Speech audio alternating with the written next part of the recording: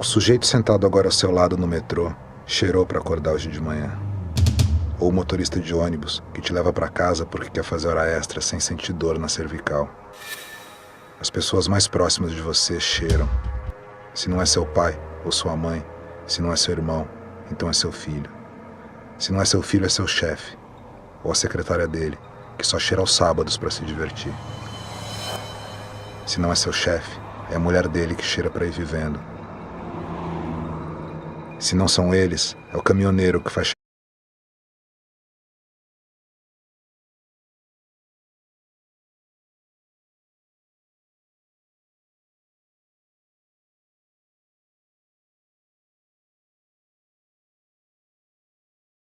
pegar toneladas de café nos bares da sua cidade e que não conseguiria aguentar todas aquelas horas de estrada sem pó. É a enfermeira que está trocando o catéter do seu avô, para quem o pó deixa tudo mais leve, até mesmo as noites. Se não é ela, é o pintor que está pintando a sala da casa da sua namorada, que começou por curiosidade e depois se viu contraindo dívidas. Quem cheira está ao seu lado. Mas se, pensando bem, você acha que nenhuma dessas pessoas cheira, ou você é incapaz de ver, ou está mentindo. Ou simplesmente, quem cheira é você.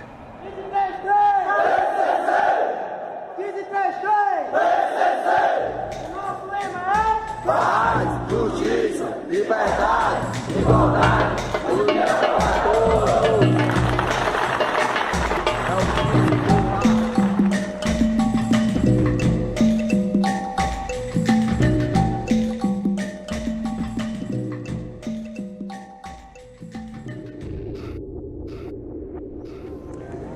Para um tijolo de cloridrato de cocaína, ele sai da região produtora na Bolívia a $800 o quilo.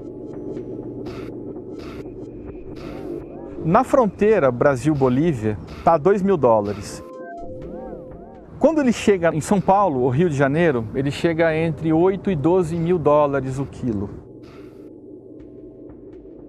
E quando ele é exportado, se ele chega na Europa, ele chega a $50.000 o quilo. Se ele vai para o Líbano, que é um outro mercado secundário mais relevante, chega a $80.000. Que outra mercadoria no mundo que vale $800 o quilo na origem e $80.000 no destino final?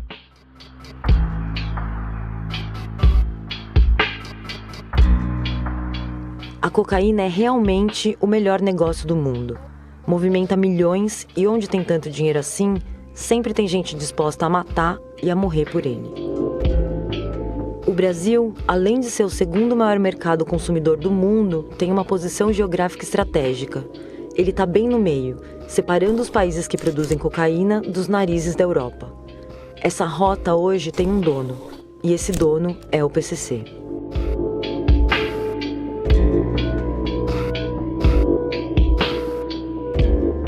E nessa série de documentários a gente vai tentar entender como um grupo de 8 presos se transformou numa facção com 33 mil membros que controla boa parte dos presídios e das quebradas do Brasil, dominou o tráfico para a Europa e está a um passo de se transformar numa máfia, algo que até então a gente só via na TV e no cinema.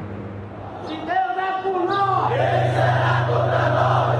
Se Deus é por nós, quem será contra nós? Um por todos, dois por um. Um por todos, dois por um. Fui 8 vezes para a FEBEM.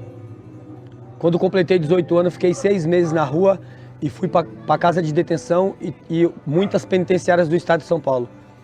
Fiquei 8 anos na cadeia e lá eu vi o nascimento, o desenvolvimento e quando foi consolidar, hoje, a maior facção do país que tem incomodado a sociedade de São Paulo, PCC.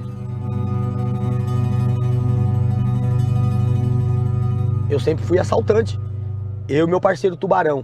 Tá lá em Venceslau até hoje. Só em Venceslau ele tá 12 anos, Tubarão. Fujão de cadeia. Mas o que eu e Tubarão fazia? Nós era cabuloso, assaltante de banco na rua, certo? Então nós pensava o quê? Pular o muro, caramba. Nós vamos bolar um plano pra pôr uma arma pra dentro pra tomar cadeia, entendeu? Pra ir embora.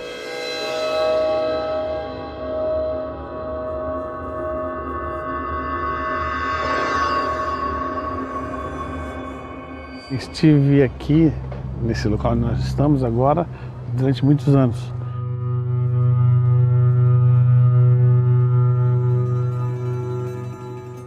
Eu fui criado nas ruas, né? Estive na FEBEM, na antiga FEBEM, e segui aquela trajetória FEBEM Carandiru.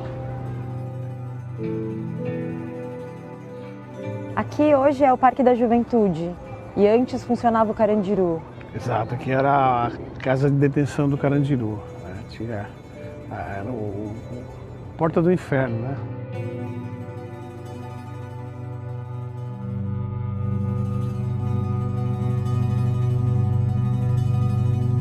Você viu muita gente sendo morta aqui? Muito. Muita gente sendo assassinada aqui.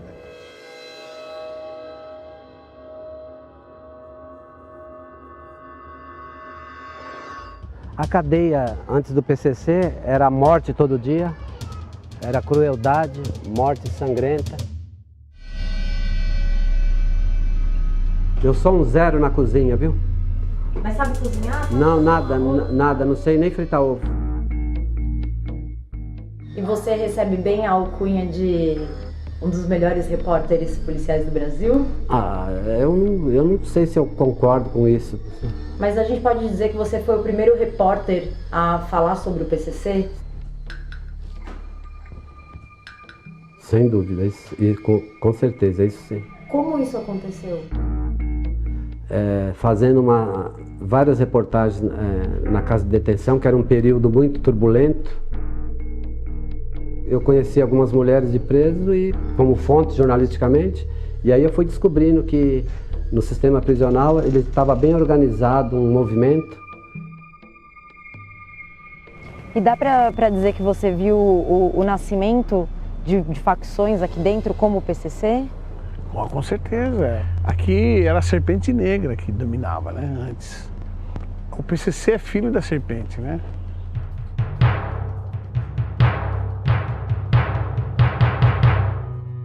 Eu fui Serpente Negra. Você foi? Fui. Serpente Negra era todos aqueles que pensavam, você entendeu? Era uma proposta de melhoria, de reivindicação. Olha, não tem médico, não tem remédio.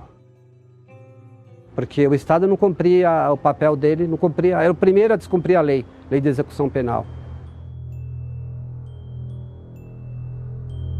Superlotação, falta de atendimento médico, falta de assistência jurídica.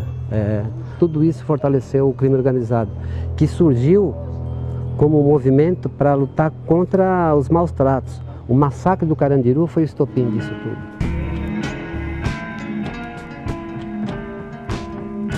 Todas as forças policiais de São Paulo vieram matar aqui dentro. Todo mundo. Existe o antes e o depois do massacre. Como você sobreviveu ao massacre? Eu sobrevivi me fingindo de morto. Eu fui baleado, né? E me fingi de morto. Porque virou um rio de sangue isso aí.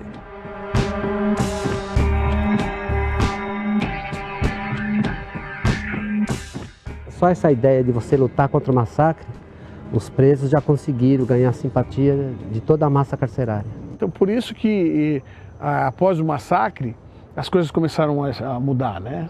Hoje em dia tem as cadeias de Venceslau tida como castigo, como tranca, para jogar os tranqueiras. Na minha época, vamos colocar os lixos, os tranqueiras. Na minha época, a única cadeia de tranca era o Piranhão, que é o Taubaté. Depois do massacre, alguns presos foram transferidos para a Casa de Custódia de Taubaté, considerado um castigo para eles. Um desses presos era José Márcio Felício, conhecido como Geleião. Nós tentamos entrevistá-lo, mas a justiça não permitiu. Geleião então nos mandou uma carta, onde ele conta com detalhes como o PCC nasceu. Em 1993 eu estava preso na Casa de Custódia de Taubaté, o famoso Piranhão. Um lugar horrível e massacrante. Eu estava disposto a mudar o sistema. No Piranhão havia entre nós os presos da capital e os do interior. O diretor autorizou que a gente criasse um campeonato de futebol. Uma chance de pegar aqueles caras. Eu dei o nome do nosso time de PCC, primeiro comando da capital. Mas não deu certo porque eles não jogavam com nós. Jogavam em outra galeria. Então eu tive uma ideia. Colocamos outros sentenciados para sair em nosso lugar. Ficamos esperando para sair com a turma da galeria de baixo. Os caras que a gente queria pegar. E aí chegou o dia. Quarta-feira, 1h, 31 de agosto de 1993. Saímos para o pátio. O primeiro sou eu. O segundo, Misael. Da Fé, Bicho Feio, Dudu, Cezinha, Zé Cachorro e Esquisito. Depois soltaram Severo e Garcia, os chefes da turma de baixo. Quando eles viram nós, os outros não entraram. Assim que Severo e Garcia entraram no pátio, nós ficamos em posição. E aí começou a matança. Com um soco, eu estourei a cabeça do Garcia. Colocaram linhas no pescoço do Severo e me enforcaram no meio do pátio. Quando tudo acabou, chamei todos no meio da quadra e ali, com as mãos sujas de sangue, falei: aqui, neste momento, está fundado o PCC, primeiro comando da capital. Vamos combater os corruptos e os opressores do sistema prisional. Da casa de detenção, o Tubarão foi de bonde primeiro que eu, e eu fui para Bernardes. Quando eu cheguei em Bernardes, eu lembro como se fosse hoje assim, ó, eu fazendo física, eu era magrelinho, pulando corda na cela, no meu RO para não ficar no marasmo. Aí o Geleão falou assim, ó, aqui é o seguinte, a cadeia é nossa. Aqui nós trata ladrão como ladrão, bunda mole como bunda mole. Aqui é o PCC. Quem não é a favor é contra. Mas aí com essa transformação, com essa mutação dos grupos para facções, a vida dos presos era afetada por isso? Diretamente. O número de mortes, ano a ano, foi decrescendo, né? Antes não, antes esse cara tinha uma treta, já saía metendo na faca e acabou. Questão de violência sexual, questão de matança, né? Diminuiu. Acabou, todo mundo tira a cadeia no mesmo nível de equidade, de igualdade, entendeu? Eu tava na visita, eu tava com a minha mãe andando no pátio e meu irmão tava assim. E quando eu vi, ele tava perto do Geleão. O Geleão, ó, eu nunca vi isso. Ele era o único cara que eu vi fazer física. Ele colocava dois caras nas costas dele, um de costa pro outro assim, ó. E ele ficava fazendo flexão assim, conversando. A voz do Geleão assim, ó. Você é irmão do Cascão? Cascão é forgado, hein? Falou, Cascão é forgado. Aí meu irmão falou assim, ó. Que falou pra ele assim, ele é forgado? Você resolve com ele aí dia de semana. Eu fui em Taubaté para tentar entrevistar o diretor. E quem que era o diretor? José Ismael Pedrosa, o mesmo do massacre do Carandiru. Ele era o diretor da Casa de Custódia de Taubaté. E eles nutriam um ódio muito grande do Pedrosa, tanto que depois que ele se aposentou, ele foi executado a mando da quadrilha. Segundo a polícia, ele foi perseguido por 3 carros. Tentou escapar dando ré. Ele foi executado com 10 tiros. O que diz o Estatuto? Por que eles vieram? Tem 2 artigos. O primeiro, vieram para vingar os mortos do massacre do Carandiru. O PCC é resultado do direto do massacre do Carandiru. Segundo, vieram para mostrar que o inimigo é o Estado. E que o inimigo não é o outro preso, é o Estado. Então o PCC ele sabe crescer no pós-Carandiru, né? Nesse divisor de águas político e que deu para eles um discurso muito importante, né? Para dominar o crime e apavorar o sistema, o PCC teve que mostrar muita força nos primeiros anos. Para isso, eles usaram muita violência dentro dos presídios, aniquilando grupos rivais e também fora da cadeia, matando juízes, promotores e agentes penitenciários. Historicamente, São Paulo nunca tinha tido um juiz morto assim. Então isso foi um tranco para o crime e para nós, sociedade. O Machadinho era cabuloso. Pensa num juiz que todo mundo gelava na dele. Cabuloso, não gelar assim, eu tenho medo. Não, gelar que eu falo porque ele é o juiz, sua liberdade está na mão dele. Ele era juiz normal, e juiz corregedor e juiz da execução. Então ele mandava nas cadeias de Venceslau, na cadeia de Presidente Bernardes e cadeia de Prudente. Na cadeia dele, os funcionários davam tapa na cara de ladrão. Então você podia gritar, sua família denunciar, não dava nada. Por quê? Porque aonde que as denúncias chegavam era na mão de quem? Dele. Ele era o juiz da jurisdição de lá. Imagina, só ladrão 1000 grau na rua, que não mexe com ninguém, tomando tapa na cara. Uma hora mexeu com a moral de alguém. Os caras mexiam com moral.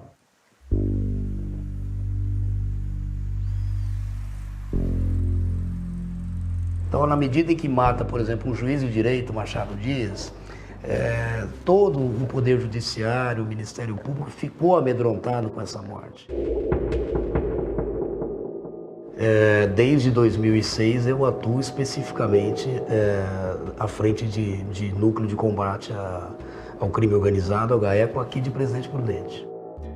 Depois de alguns processos que eu presidi, houve uma série de ameaças gravíssimas, né, envolvendo a minha segurança pessoal. Então tudo isso realmente causou e tem causado um transtorno familiar e pessoal muito grande. Me lembro que no começo do PCC, nos anos 90, todos os secretários de segurança de São Paulo na época negavam a existência do PCC, diziam que aquilo era uma ficção, era fantasia de jornalista, não existe PCC. Né? Não se combateu o PCC como se devia ter combatido quando ele era pequeno ainda, ele era incipiente no sistema carcerário paulista. O PCC é um sentimento. E antes de ser uma facção, de ser um movimento político partidário contra o Estado Democrático de Direito, ele é um sentimento de ser humano. E eles não combateram por quê? Porque sentimento é igual a palavra, ela não volta vazia. Depois que você solta ela, alguém vai se identificar. Por que todas as facções criminosas, nenhuma nasceu na rua? Eu não conheço nenhuma que nasceu na rua. Todas nasceram dentro do presídio e o preso está sob a tutela de quem? Do Estado. O PCC começa em 93 com 6 prisioneiros. E o PCC hoje tem 33 mil afiliados, de 6 para 33 mil, sendo que só em São Paulo tem 8 mil. E quando teve a primeira mega rebelião, 29 penitenciários de São Paulo, fora as delegacias e cadeias públicas, aí eles não tinham como assumir, porque aí as imagens das TV mostraram as faixas, PCC, não sei o quê. Aí o mundo viu, não foi o Josmar, não foi a Fátima Souza. O PCC mostrou a cara na mega rebelião de 2001, mas o pior ainda estava por vir. Em maio de 2006, o Partido do Crime declarou guerra e bateu de frente com a polícia. A cidade de São Paulo nunca mais foi a mesma depois disso. Não adianta ocultar,